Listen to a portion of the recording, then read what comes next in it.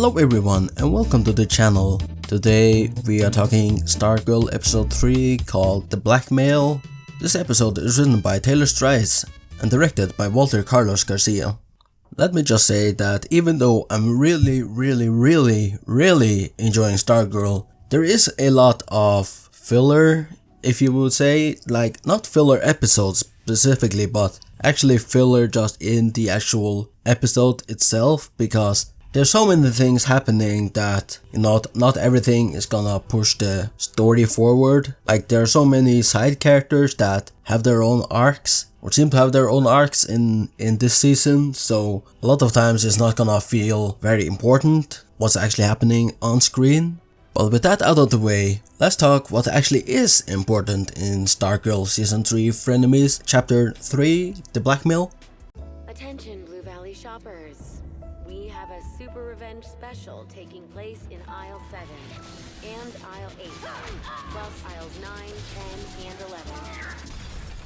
So we have been talking a lot about Sylvester, aka Starman, and he is doing absolutely nothing right now. He's just not even couch surfing, he's just staying at the Whitmore's house, and he has to find a job because he is a grown man and he can't just be staying with other people, and he has to get a life beyond or outside Starman, and that's what he seems to be doing because he is actually visiting the diner where Yolanda now works at, even though she's kinda horrible at her job. I think she's getting better, but yeah, she's not the greatest. But anyway, Sylvester is actually spied upon by the grandparents of Cameron, aka Icicle 2.0. They were obviously the parents of Icicle. He was of course a villain or an antagonist to the JSA, the original JSA. So obviously they would have some sort of sentiment towards him.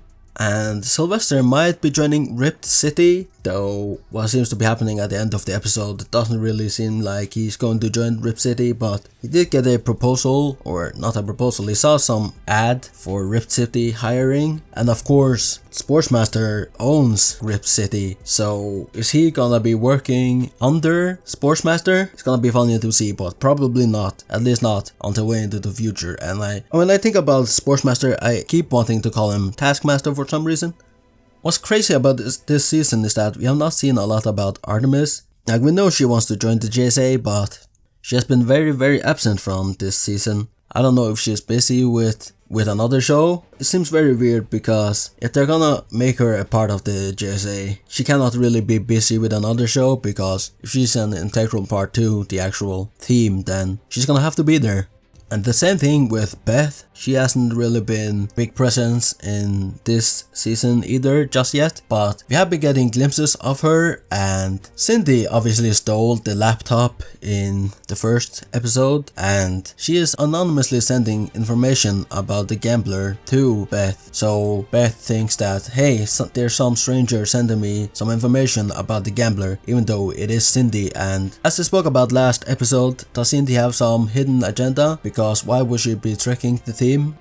Now, speaking of Cindy, she is actually trying to hack into the Dragon King's files. Now, why she would do that, I don't know. Is it to find information about him? Is it to find information about her? Or is she trying to build something herself or make something herself? We don't really know. That's kinda the mysterious part about it. We don't really know what she wants with the Dragon King files. So it's gonna be really interesting to see what's actually gonna happen with the files and Cindy in the future. Like, I believe Yolanda said in the last episode is that we don't know what kind of experiments Cindy has been doing to herself, and I agree, we don't really know, and she seems to have an agenda that, might come to fruition later on. Let's talk romance, because in the last season, there was some tension between, when I say tension, chemistry between Courtney and Cameron, or well, at least from Cameron's side, and it seemed like she was gonna go the entire season or show without romance, but it seems like she had a change of heart, because she actually invited Cameron out this time around, I believe. And well, she got the cold shoulder. Cameron seems to not be interested. I mean, she did kind of blow him, is that the right word? Blow him off quite a few times in the last season. I'm not sure that's the right word. It seems kind of sus. But anyway, this chapter is called The Blackmail for a reason, and we actually get some information about the blackmail. The gambler has been getting deposits made into his account, and they came from one Irvin Hassing, who's actually Lawrence Kroc, obviously the sportsmaster. And for what exactly it was, I can't really remember, but he's been blackmailing them. Oh yeah, I believe that there was some blackmail about they would be blamed for Injustice Society crimes that they weren't a part of, or that they didn't commit, or had no knowledge on. So that's the blackmail there. And yeah, Cindy Berman has access to all of these things, and I believe she was the one who released the information out there. So again, what are her motives? Talking about school stuff, and again Cameron, he seems to be developing another personality that is way more violent and rude. Is he gonna develop a split personality? Only time will tell.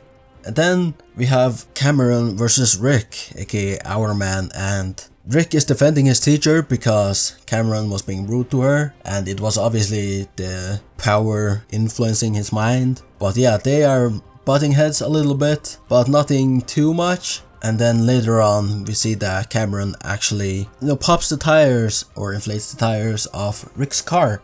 Later on, Cameron actually apologizes to Courtney, and they start almost touching hands or fondling fingers or whatever it's called. But he pulls away because, I mean, he is developing his powers and he's turning ice cold, and she's obviously a superhero, so if she senses that, hey, he's ice cold and he is the son of Icicle, he is probably developing his powers for better or for worse, so she has to stay vigilant there. But obviously she didn't notice because he pulled away just in time, and then he ditches her. And it was actually Courtney who was initiating the hand holding, which means that she may now have actual feelings for Cameron.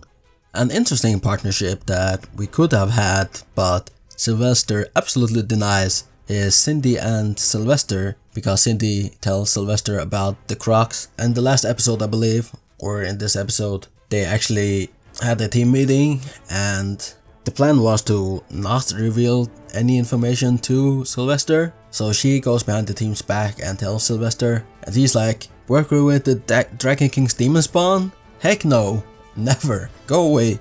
And yeah, he refuses flat out.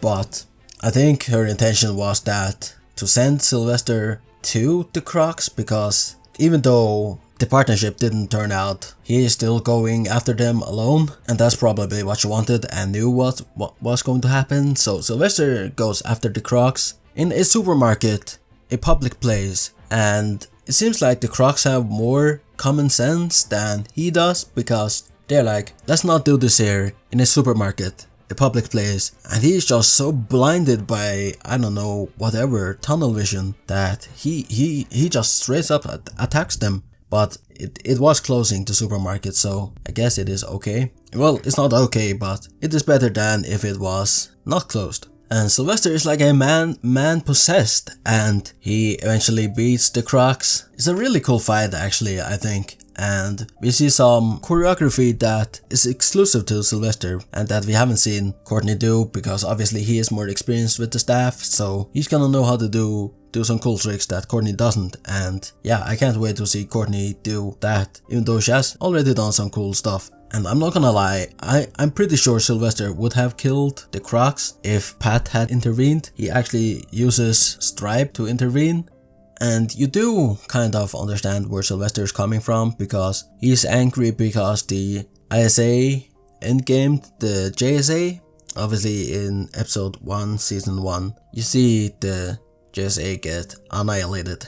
And one thing in this episode that I really liked is that Paula is standing up for Barbara. So in the last episode, I believe that Paula had to, she wants to be part of the community, she had to go to this thing, and Barbara showed up actually. She showed up and he gave her some encouragement. So Paula actually helps Barbara when it comes to Barbara's new manager, because he's kind of a a D-head towards Barbara for absolutely no reason and giving her a ton of work for absolutely no reason other than him being toxic. And yeah, Paula actually goes to see him in his office. Obviously Barbara's not there, she doesn't know anything about it, but she like threatens the manager and tells him that you have to treat my friend with respect and yeah, not be unfair.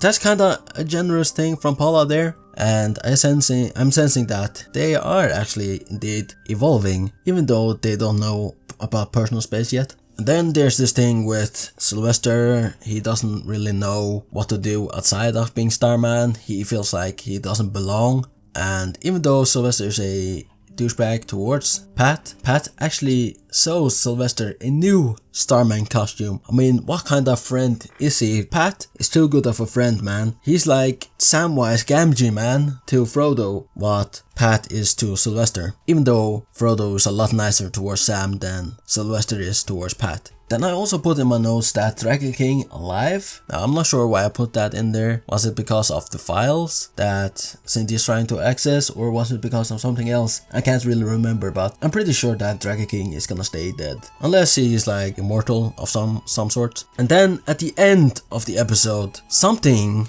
or someone, presumably Solomon Grundy, he's back, he's alive, launches Sylvester about 40 feet into the air while he visits the gambler's trailer. And yeah, he is obviously knocked out when he lands, because I mean technically he should be probably dead, being launched 40 feet into the air, but you know, this is a comic book show, so, and I think you could realistically survive a 40 feet drop, even though most of your bones would be crushed and you will have a raging headache. But obviously that's the end of the episode, so we don't really see anything more than that. We just see him land and then the episode ends. Our man's burial of Grundy actually did work, but I believe every time Grundy is like endgamed and he comes back to life, quote unquote, he like returns to his crazy monstrous self. Now why he attacked Sylvester specifically, I'm not sure. Was it random or was it a targeted attack? But we will probably find out in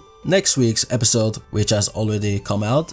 Let me know what you think about Stargirl as a whole, the show, and let me know what your thoughts about this week's episodes, which is episode 3 called The Blackmail, even though it's not really technically this week's episode because episode 4 is out. But anyway, I digress. Thank you so much for watching. Don't forget to like and subscribe if you enjoy these discussion Let's Talk videos, and I promise in the future hopefully I'll be spotting some Easter eggs and stuff like that. But yeah, thank you so much for watching. I'll see you later. Goodbye.